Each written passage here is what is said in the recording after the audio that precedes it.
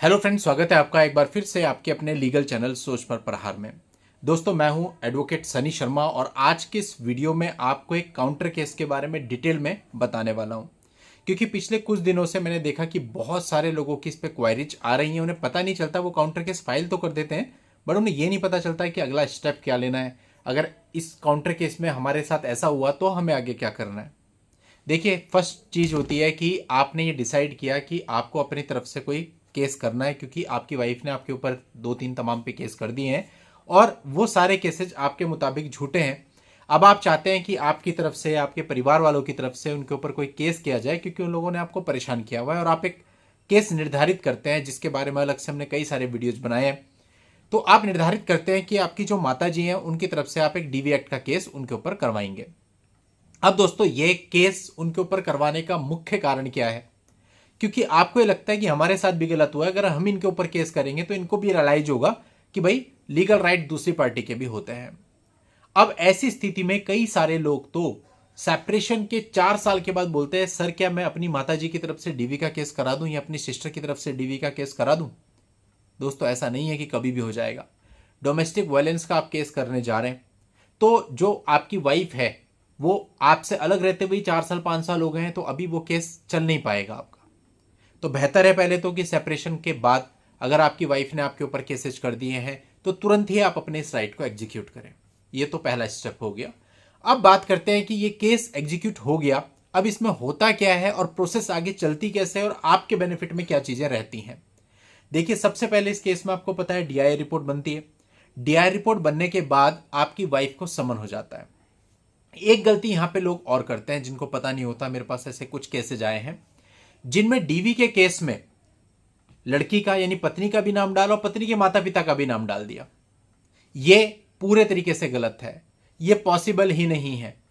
क्योंकि domestic violence का case आपकी माताजी या आपकी सिस्टर केवल आपकी वाइफ पर कर सकती हैं, क्योंकि केवल आपकी वाइफ के साथ ही उनका डोमेस्टिक रिलेशन है, वाइफ के माता पिता के साथ नहीं या वाइफ के और रिश्तेदारों के साथ नहीं। तो अगर आप ऐसा करते हो तो प्राइमा फेसी ही आप गलत कर रहे हो। तो यदि आप डीवी एक्ट का केस लेकर के जा रहे हैं तो ये केवल वाइफ के विरुद्ध ही फाइल होगा। अब चलिए, केस फाइल हो गया, सही समय पे फाइल हो गया, डीआई रिपोर्ट बन गई और वाइफ को समन भी हो गया। अब इसके आगे दो परिस्थितियां बनती हैं। या तो वाइफ इस केस में अपियर होकर के इस केस को फाइट करेगी और या फिर वो इसमें अपियर नहीं होगी। अब देखते हैं पहली परिस्थिति, जहां पर वाइफ आती है, इस केस में अपियर होती है और केस को फाइट करने के लिए अपनी तरफ से किसी वकील का वकालतनामा फाइल करती है। फिर उसको डेट दे दी जाती है कि आप इसमें रिप्लाई फाइल करो, उसका रिप्लाई आएगा, उस रिप्लाई के अगेंस्ट आप अपना रिजॉइंडर फाइल कर सकते हैं। यहां तक की स्थिति क्लियर हो गई। अब इसके आगे आपने एक काम और करना है, आपको सेक्शन 23 की इंटरिम रिलीफ की एप्लीकेशन लगानी है। देखिए, आपकी माताजी आपकी पत्नी से मॉनेटरी बेनिफिट तो नहीं मांग सकती कि वो कहें कि मुझे मेंटेनेंस चाहिए, वो पॉसिबल नहीं है। तो उन्हें क्या मांगना है? उन्हें इंटरिम प्रोटेक्शन मांगनी है। उन्हें एक प्रोटेक्शन ऑर्डर के लिए इंटरिम एप्लीकेशन में लिखना है कि जी इन्होंने हमें ऐसे ऐसे परेशान किया हुआ है, इनसे हमें जान का खतरा है, हम पुलिस के पास जाते हैं, पुलिस हमारी सुनती नहीं है, दैट्स वाई हमने कोर्ट में केस फाइल किया है। तो एक प्रोटेक्शन ऑर्डर हमारे फेवर में ग्रांट किया जाए और उसमें आप उन सब चीजों का हवाला दीजिएगा जो घटनाएं हुई हैं, जो मेडिकल आपके पास है, जो और प्रूफ आपके पास है। अगर ये प्रोटेक्शन ऑर्डर की आप एक एप्लीकेशन लगाते हैं तो फिर उनको इस प्रोटेक्शन ऑर्डर की एप्लीकेशन यानी जो आपने इंटरिम एप्लीकेशन डाली है इसका भी रिप्लाई फाइल करना पड़ेगा। और हां, अगर कोर्ट ये कह दे कि जी आप अपना एसेट एंड लायबिलिटी का एफिडेविट दीजिए, मेरे साथ एक मामले में ऐसा हुआ था, कोर्ट ने मुझे कह दिया आपने डीवी का केस फाइल किया है, एफिडेविट तो फाइल नहीं किया, तो हमारा उसमें एक आर्ग्यूमेंट होगा जी ये केस मदर इन लॉ की तरफ से और हम कोई मेंटेनेंस इनसे सीख नहीं कर रहे हैं जो हम एसेट्स एंड लायबिलिटी का एफिडेविट देंगे। हमारा मेन रिलीफ प्रोटेक्शन ऑर्डर है और इन्होंने जो हमसे डोमेस्टिक वायलेंस किया है उसके अगेंस्ट कोर्ट कुछ सही समझती है तो हमें कंपनसेशन दिलाया जाए, हम कोई इनसे मेंटेनेंस नहीं मांग रहे, तो एसेट्स और लायबिलिटी का एफिडेविट आपको इसमें नहीं देना है। अब सेक्शन 23 की एप्लीकेशन डिसाइड होगी तो जाहिर सी बात है इसमें कुछ समय भी लगना स्वाभाविक है, 2 डेट 3 डेट 4 डेट लगेगी। तो एक तो प्रोसेस लंबा होगा, उन लोगों को परेशानी होगी, और दूसरा अगर इस एंट्रीम एप्लीकेशन में आपको कोई प्रोटेक्शन ऑर्डर आपके फेवर में मिल जाता है तो ये आपके बाकी के केसेज में भी काम आएगा और कुछ भी अगर होता है तो इस प्रोटेक्शन ऑर्डर को आप पुलिस में देकर के पुलिस से एग्जीक्यूशन भी इसका करा सकते हैं और फिर आगे प्रोसेस चलेगा, आपके एविडेंस आपके क्रॉस उनके एविडेंस, एक लंबा ट्रायल चलेगा। ये हो गई एक बात। अब दूसरी बात ये कि जहां पर आपकी वाइफ आती ही नहीं है, उनको नोटिस सर्व हो गया, वो आती ही नहीं है, अब ऐसे केस में फिर फर्दर दो चीजें होती हैं। कुछ जगहों पे कोर्ट इस केस को एक्स पार्टी कर देती है।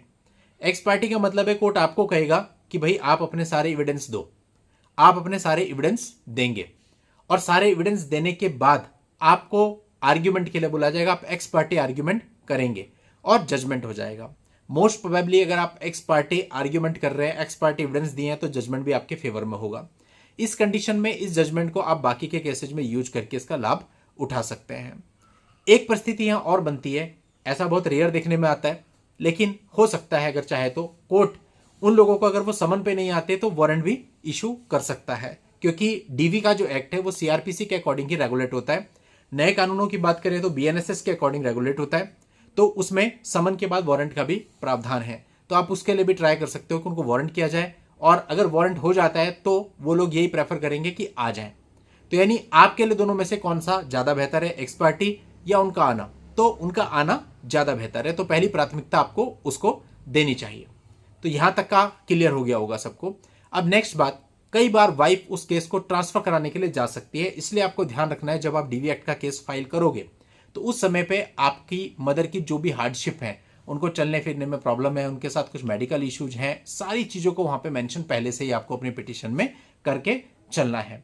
सेकेंडली, जब वो ट्रांसफर के लिए जाएगी तो उसको भी आपको कंटेस्ट करना है, क्योंकि लेडी टू लेडी केस है।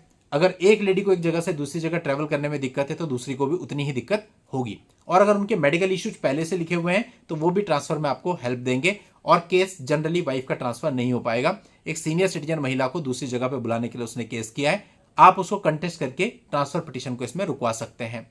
और कुछ मामलों में ट्रांसफर पिटीशन होती ही नहीं है, लेकिन अगर होती भी है तो आपको कंटेस्ट करना है, और उसके लिए जरूरी है कि पहले से आप वो सारे ग्राउंड अपने डीवी एक्ट के केस में लेकर के चलें। तो दोस्तों, ये मैंने आपको वो क्वेरी बताई जो लोग काउंटर केस करने की सोच रहे हैं या डीवी एक्ट का केस कर देते हैं, उन सबके सामने प्रॉब्लम आती है जितनी मैंने आपको बताई। तो मैं उम्मीद करता हूं आप सब लोगों को ये बहुत सारी चीजें समझ में आई होंगी, और अगर वो काउंटर केस कर रहे हैं मदर या सिस्टर की तरफ से तो इन सब चीजों को ध्यान में रख के क्लैरिटी के साथ अपने केस को लड़ पाएंगे। और दोस्तों, आपको कहना चाहूंगा, अगर इस चैनल के वीडियो आपको अच्छे लगते हैं तो चैनल को सब्सक्राइब करके नोटिफिकेशन बेल पर जरूर क्लिक करना, और इसे और लोगों तक भी शेयर करना ताकि अवेयरनेस आगे भी फैले। चलिए दोस्तों, आज के इस वीडियो में इतना ही। नेक्स्ट वीडियो में नई जानकारी के साथ मैं आपसे फिर मिलता हूं, तब तक के लिए goodbye and thank you for watching. Take care.